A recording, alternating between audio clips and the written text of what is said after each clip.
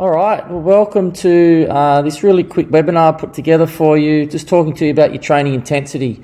Now, in my opinion, this is one area that most players let themselves down in, and I want to just explain to you a couple of key areas regarding it, how to get those areas right, give you a little bit of homework, some things that you can get started with yourself to help make some big improvements in this area.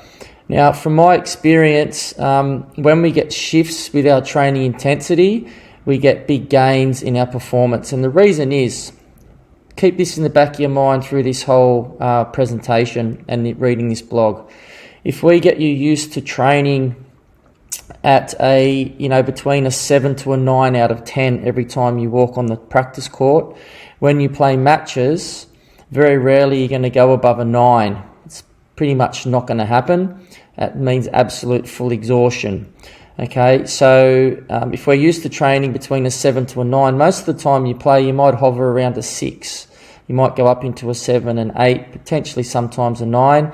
But what that does is if we train between that 7 to 9, when we're playing matches, it almost feels easy for us physically. What that does is it allows us to all of a sudden be able to concentrate more, stay focused, stay more engaged, work on the strategy of the match, think a little bit more about what's going on. But as the deeper and longer the match goes, it's going to give you more capability to be able to perform better, wear players down, try different things because you've got the energy in the body to be able to back that up. So that's really what this is all about, enabling you to be able to play better, not only in practice, because practice is great, that's where it all starts, but playing matches, winning more matches is what it's all about. Let's get into it. So getting your training intensity right, and we're going to talk about the RPE scale. All right, so why is it important to get your training intensity right? So really what we want to try to do is maximize results, like I just mentioned. So only really way we're going to do that is to have more exposure, put yourself in those thresholds, get used to being in there, and then we work through what we call the law of adaptability. So you expose yourself to that higher level of intensity than potentially you're used to being in, so it's that level of uncomfortability, and all of a sudden your body recovers and responds, and your body adapts. So physically we get some physical adaptations, and that means the next time potentially you come on court, you're going to be more comfortable within that range. And then slowly over time, what used to be like an 8 out of 10 would start to feel like a 7, and then it'll drop to a 6. And that means then you've got the opportunity to be able to move at even higher intensity, which means chasing more balls down, being able to stay up with your energy for longer periods of time. So preventing, why else is it important to get your training intensity right? We want to prevent injuries. So if your body is more robust and gradually you're increasing that intensity on court, your body's going to become more physically adapted. We just talked about that. That's going to help prevent a lot of injuries. Okay, and then we also want to look at undertraining. If you are undertraining your body and you're not doing enough and exposing your body enough, and say you go and play a match, and you might play one match, you might play a second match during the day, and you're feeling pretty good for the first one, but your body hasn't had enough exposure to a higher level of intensity. You go to play the second match, and because you've undertrained, your body is vulnerable. Potentially you can get a sprain, hurt yourself somehow. It's very, very common that this happens, not putting yourself through enough exposure. Understand your body. Okay, so it's important for you to understand your body. Let's talk a little bit about that. So once you know what your physical limits are, and that's pushing your body regularly enables you to understand, hey, this is my threshold. I'm at an 8 now. If I keep this up for another 5-10 minutes, I'm going to be in that 9 threshold. I'm not going to be able to sustain that for very long.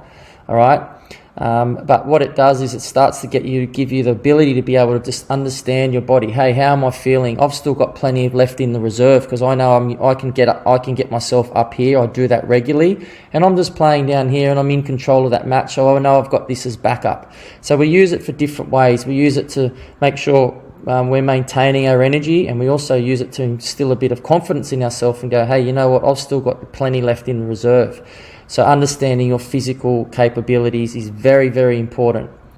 Boost confidence. So more belief in what you're doing and what you're capable of. So just sort of skimmed over that as well. So boosting confidence, it's extremely important for you as a player to get more out of yourself, particularly in matches. If you're walking on court confident and you think, you know what, I'm used to training at a high intensity and I know that I've got that in my back pocket if I need it and when I need it. That's how we help boost your confidence. So that's why it's important to get your training intensity right. Okay, they're the areas. So I need you to have a think about those and ask yourself, how are you working within all these areas? Do you think that you need to make any changes, any modifications? What can you add in? What needs to shift in those areas? Let's talk a little bit now about the RPE scale. So what is the RPE scale? You may have heard of this before. We use this a lot with the tennis players that we work with. It's really, really important to understand how this works for you as a player. So it's the rate of perceived exertion. That's how we get the R, the P and the E from the RPE scale. Rate of perceived exertion. It's a scaling system that's used to gauge the level of physical exertion or training intensity. Players use the scale during and after sessions to give what we call biofeedback, so how their body's feeling, on how they are feeling and how hard the session is or was. And what we mean by is or was, so if I'm doing a session with a player and I'm watching them and I'm thinking, okay, they've got 2 hours left to go in their session, and I can go up and say, hey, how are you feeling? How are you feeling on the scale? And they might say, no, I'm feeling like a 5 out of 10. I go, okay, so we've still got a couple of hours left. Let's start to shift that up a little bit. Let's get you up to that 6, 7, and then we'll see how your body's tracking when we get to that. If someone's telling me that they're like, which is very common, we'll say, oh, I'm like an 8, and I'm looking at them and I'm like, okay, I'm thinking this player is more like a 4 or 5. Then we need to get them to understand a little bit more of what the reality is. I need to expose them a few times to show them what really an 8 or 9 is out of a 10, and that gives them a real realization of, hey, first of all, my body can actually go to a 9, and that's what a 9 is, and that's okay. I've just got to get used to going up into that range, and all of a sudden their 8 is the reality. It's not like a 5, if that makes sense. All right, so that's a bit of an overview of what the RPE scale is. If you haven't used it before, I'm going to get you to start using it as often as you can. So why would we use the RPE scale? Okay, to make sure you are training at the right intensity. Okay, so if you walk on court for a practice session with the coach or into a squad, it's very important that you know and you communicate with the coach or whoever's running the session, you know, the intensity level that you need to work at. You're not going to be sprinting around from the first ball like you're running 100 metres, because you're not going to be able to back that up time and time again. You need to go, okay, my session's going to go for an hour and a half. This is generally what's included in it. How am I going to get myself between 7 to 9 out of this session? When do I need to push myself? All right, these are the questions we need to ask, and that comes down a lot to communication with the coach. So the coach should have planned the session or have a good idea about how the session's going to run, how it's going to evolve, and what we need to do is go, okay, within that, what level do you need me to, you know, when can I start to build up my intensity? How's the session going to be structured? And your coach may say, hey, look, today's more technical. It's more technical information today, so we're not really going to get up that high, but we can still lock in with our intensity, with our concentration and our aptitude and our teachability. All right, that's how we can lock in and still increase that intensity. It becomes more mental then and more connection into what we're trying to do technically. So we don't drop off from that scale still. We still want to get the intensity up. It's just more technical. Now, if it's more of a physical component, then we need to make sure that we understand how the session's going to be gauged. And I'm going to talk to you a little bit later on about trying to get a little bit more buy-in from your coaches using the RPE scale and making sure you're training at a high enough intensity. Okay, so you want to make sure you're training at the right intensity and, you know, understanding, okay, this session I should be able to get myself between that 7 to 9 and, you know, I'm going to do it. Okay, so we'll come down here. We want to use the scale to educate you on how to listen and respond to your body. All right, it's important to know that if you're on court, for example, and you're like, okay, this session I generally can push myself to an 8 out of 10, then what we want to do is say for example, the session starts and after 5 minutes you're feeling like you just feel rotten, like you feel really tired, fatigued, you've got a headache, your body might be fighting something off, okay? But because you're used to using the scale, you know that something's not right.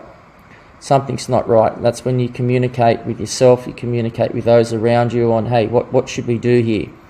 Okay, so using the scale, it's going to help you understand what level you've got to get yourself in and out of in the sessions, but also if you're not feeling great, what you need to do. You could jump on court with a player and they're used to working at a really high intensity that you're not used to, and all of a sudden after 10 minutes you're hitting at an intensity that you know you can't maintain. You're already up in that 8 or 9 area and you're like, oh wow, I'm not going to be able to maintain this. We've got to communicate it, because you're listening, using the scale, and you're listening to your body. We communicate what's going on. Okay, we want to use the scale to prevent injuries. Okay, by working at the right intensity, there's less likelihood of you injuring yourself. Okay, I spoke to you before about making your body more robust, exposing it and allowing it to adapt to higher intensities. I'm not expecting you every time you go on court to work out a 9 out of 10. Most people are never going to do that anyway. All we want to do is just start. First of all, you've got to realise what your 8 and 9 out of 10 is. Really, you got to have exposure to really push yourself to get to that point where you feel like you absolutely got nothing left. That's your top of your scale, okay? And then we want to make sure that we're gradually trying to get between a 7 to 9. We'll go through that in a moment.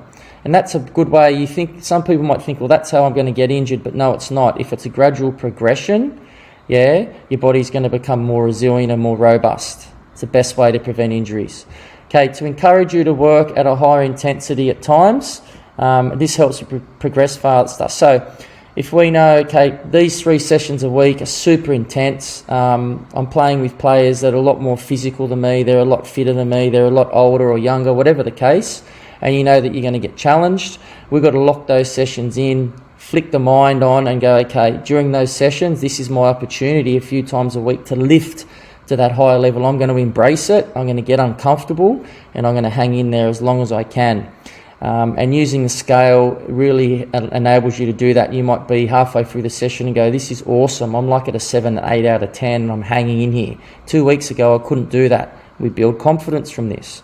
All right, that's how we progress faster.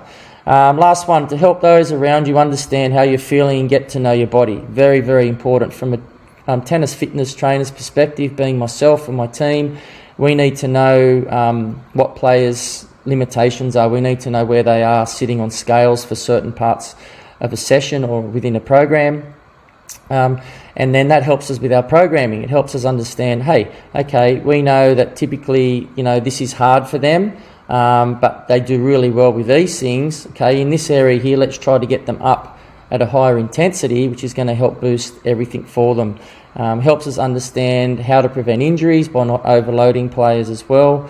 So it's very important that you can communicate how you're feeling during sessions and after sessions with your team.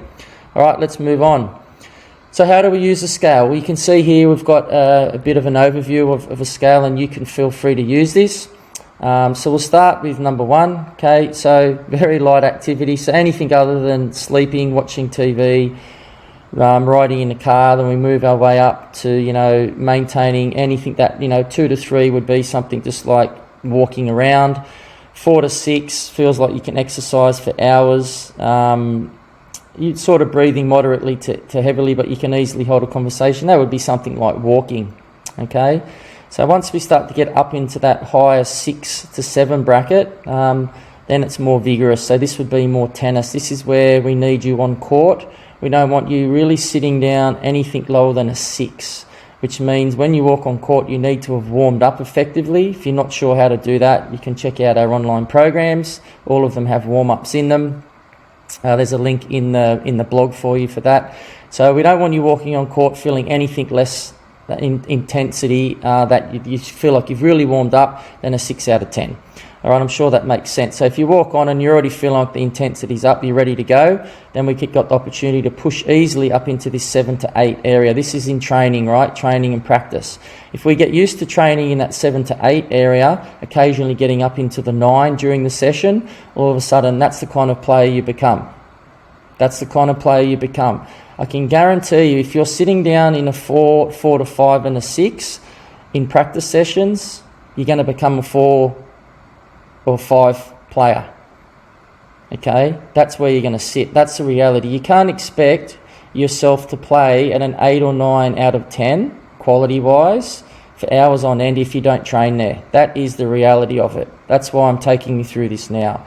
So you need to make sure you've warmed up, you're at a 6 out of 10, you walk out on court and you start to perform at a 7 and 8. That means chasing every ball down, holding good body posture, having really good positive self-talk with yourself. That's going to help keep you up at that threshold. And then just moving and performing all your drills or whatever you're doing with your coach or in your squads, sitting in that zone. And you just keep going back. How am I feeling? Yep, I'm a 7 or 8 out of 10. I've got to maintain this. All right. And then during the session, you're going to have times where you're generally going to be able to get to a 9 out of 10. And I encourage you to do that. Super important. You need to get to that upper level a few times a session. Now, before we move on, you may be someone that's doing squads or having practice sessions or following some tennis fitness programming. If you're not, you need to jump online and check out our programs, because this is what's going to help you be able to perform better on the tennis court. So check them out in the blog. An area where a lot of players come unstuck, it's with the coaching. And if you're a coach watching this, I'm definitely not having a go at coaches. A lot of times what happens is coaches want to push players, but they don't necessarily have enough buy-in from the players or from the squads. So it's up to you as a player, to go up to your coach after you've watched this and we've set some homework for you and go, hey, I'm encouraging you and I need you and I want you to push me at a higher intensity. Communicate that through. And when you get to the 7 or 8, it's a matter of saying, hey, now I'm at a 7 or 8. This is where I need to be. And then giving your coach permission a few times of the session, maybe even finishing off your session, pushing you to a 9 out of 10, doing some ball feeding, or they're volleying at the net and moving you around the court, getting you to that 9 out of 10. Okay, I can guarantee you most coaches are going to put a big smile on their face. And if you are a coach watching this or a parent, we've got to encourage players to be able to work between that 7 to 8, occasionally into that 9 intensity threshold. All right, so make sure they've warmed up well, they're sitting within the 7 to 8, and then they're pushing a couple of times in the session into that 9 threshold. So that's the RPE chart. That's how it works. Embrace it, get your head around it, and make sure you use it. So let's quickly talk about some examples of using the RPE scale. So they could be with your tennis fitness programming. So say, for example, any of our online programs, they're going to have, depending on program you purchase, say if you've purchased our junior strength and conditioning program, it's going to have an aerobic component, it's going to have like a strength component, it's going to have like a power component in it. So there's different components, different areas you need to work in. So let's take the endurance, the aerobic component. So when someone's performing that session, we need them to get to at least a 7 out of 10 on the scale. They need to push themselves to the 7 out of 10 at least as a minimum. So that would mean that while they're performing that session, they would be feeling like a 7 out of 10. What that does, if they're doing that for say 30 minutes continuous, when they jump on court, their body's used to moving for 30 minutes continuous at a 7 out of 10, and all of a sudden they're used to maintaining that on the tennis court, because obviously tennis is a lot more stop-start, so they've got a little bit more time to recover. That's how we start to use the scale. If it's in a practice session on court with the coach or in a squad, it's using the scale if you're picking up balls, if you're about to do a drill, it's like, where am I at? How am I feeling? How should I be feeling right now? If you've just done like a minute non-stop of hitting and it's vigorous, you should be in that 7 to 9 category. If you're not pushing hard enough. So when you walk in to pick some balls up or whatever the case, did I hit it? Did I get into that zone in that drill? All right, and then it's a matter of saying, hey, no, I didn't. Is it up to me, or was it more the feeding, or was it more the person I'm hitting with? How can I control it to get myself into that zone? So that's how we can use it. Then it's giving feedback to coaches, to trainers, people that we work with. They fill out like a daily chart. It's how we help monitor their bodies, and we get to make sure that they're working within the right thresholds at the right times. So that's just a quick overview of some examples of how we want to use it. I'm going to go into a couple more in a moment. So let's go over some RPE tips and give you a little bit more guidance on how to use the scale. So first of all, we want to be honest. So you need to, first of all, once you jump out of this video presentation, it's going to be a couple of questions for you to answer and a little bit of homework for you to get going with. But it starts with being honest with yourself, and that's just a matter of saying, hey, you know what, after Nathan's talked me through this, I'm probably not working at a high enough threshold, and or if you're a coach, maybe I need to try to push my players more and motivate them more to get uncomfortable and get into those zones. If you're a parent, it's going to be a matter of sitting down, getting your child or children to watch this and getting them to understand the importance of working in those thresholds, how to get it, how to monitor themselves within there. So it starts with honesty. Be willing to accept the observer's opinion. So if you are a player, and even if you're a coach or a parent, so if you're a player, it's more a matter of going, okay, yep, I think I'm working at a 7, but everyone's telling me I look like I'm working at a 5. So you know what, I'm going to try and, what's a 7 feel like? Let me get myself to the point where they feel like I'm a 7 and see where it is for me. A good way to do that is even something super simple like getting on and doing, running the width of a tennis court. So going from doubles outline to doubles outline, sticking 1 foot over each line, each end, sprinting between them as quick as you can. Now, if you do that for 1 minute, 1 minute as fast as you can, and then having someone watch you, and then after it, you'd say, okay, what do you think I got to with my intensity? Well, how do you think I should scale myself? You both think about it, and your coach or your parent would ask you, okay, what do you feel like you got to? And you might say, oh, it was a 9. It was a 9, I'm absolutely exhausted. And they may say, to me, it looks like a 6, I think you've got more to give. These people know you, they know your capabilities, and next time push yourself a bit harder. So you can count how many you do within the minute, and then you can try and add a few more in after a couple of minutes break and see if you can get to that next level, and then you guys can start to work things through from there. Stick to the intensity guidelines within your program. So any programs that we set for players is always like giving you a gauge and a scale of what you should be trying to reach, and you need to be able to stick with that. They're there for specific reasons with the programming, so you need to make sure you're working within those thresholds. If it's agility based, we need you to feel like you're moving at like a 9 or 10 out of 10. Because then you're going to have a decent rest, and we need you to work above and beyond the capacity that you're going to move at when you're on court in a match. All right, that's how we get your body super prepared for those moments. You want to use your training diary to monitor your body. That's really important. If you're not someone that's working closely with us, then it's as simple as just writing down in a journal or a notebook each session how you feel like you scaled yourself out of a 1 to 10 and what you feel like you can do better. And then it's a matter of just communicating that with the team around you, and that's the best way to make that happen. All right, so talked about some homework a few times, or some tasks that we need you to do, some action steps to get you moving forward and get you working better within this area. So an RPE scale, we want you to use it. Be honest with yourself with it. We want you to use it during sessions and after sessions, and you can just write down how you felt during the session and after the session on the scale. Do that for the next week, and then go back through and have a look at it, and you'll get a bit of an idea about what threshold you're working in and what areas you need to get a little bit higher in. It's a great exercise for you. Intensity level, make sure you work at the intensity level described in your programming or set by your coach. Very, very important that you do that, because that's important just to help track you along.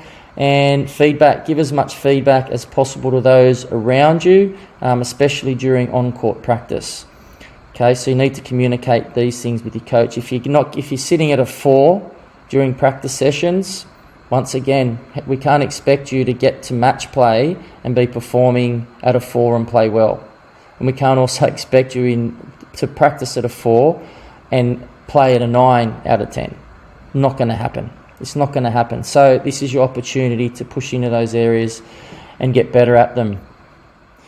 All right, so that is it from me. Thanks for watching this. Jump back into the blog. We'll keep you moving along, and make sure you check out our website and all our online programs. And if you need some help in this area, please just shoot us a quick email. Whether you're a coach, a parent, or a player, we'll help you out as much as we can. See you soon.